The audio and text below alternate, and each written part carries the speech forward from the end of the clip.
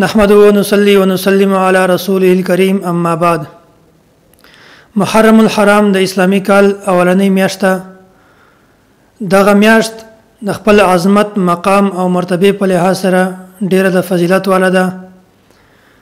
شریعت محمدیه ابتدایي دور کې د دې میاشتې اعزاز او د اکرام په خاطر سره الله جل جلاله قتال حرام کړی و.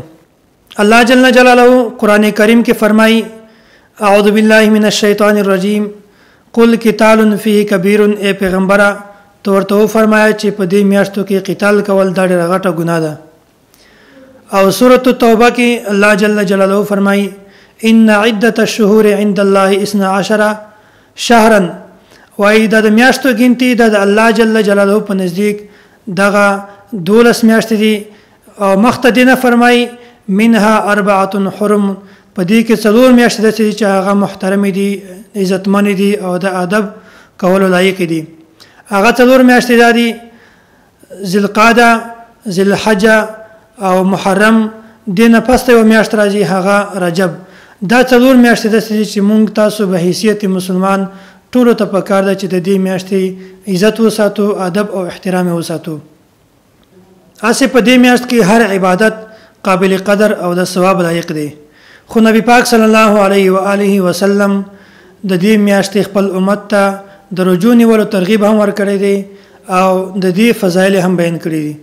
نبی پاک صلی الله علیه و آله وسلم فرمایي وافضل الصیام بعد شهر رمضان صيام شهر الله المحرم.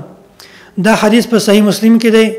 وای د رمضان مبارک د رجوع نه سیوا د غن ورسته ټولنه بهترینه میاشت محرم الحرام د رجوع نیول دي. او نبی کریم صلی الله علیه وسلم یو بل حدیث کې فرمایي وای من صام یوما من المحرم فله بكل يوم 30 یوما.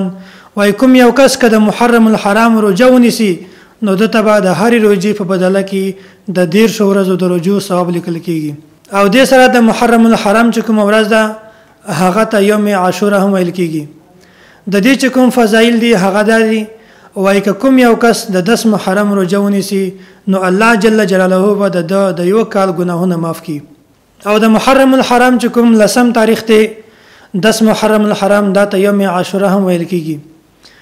د باره کې نبی پاک صلی الله علیه وسلم فرمایي وای کوم یو کس چې د عاشورې د 10 محرم رجوع ونیسي نو د الله جل جلاله به دته د دې په بدله کې د یو کال ګناهونه معاف کړي.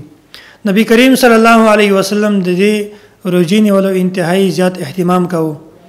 کله چې نبی پاک صلی الله علیه و آله وسلم د مکې نه مدینه طرف ته هجرت وکړو نو د ته پته ولګیدا چې دغه روزه د يهوديان هم نیسي. نو هغه نبی کریم صلی الله علیه وسلم خپل امت ته دا یو حکم وکړو وای تاسو دینه بعد د يهوديانو مخالفت کوئ. هغه داسې چې يهوديان د 10 محرم الحرام روزه نیسي نو تاسو داسې کوئ چې دا نو او د 10 محرم الحرام روزه نیسي یا 10-11 محرم الحرام روزه نیسي. او نبی پاک صلی الله علیه وسلم دا فرمایلی دي وای که زه چیرته آینده کال ژوند یم نو زه به د يهودو مخالفت کوم یا به نو 10 محرم الحرام روزه نیسم یا به د 10-11 محرم الحرام روزه نیسم.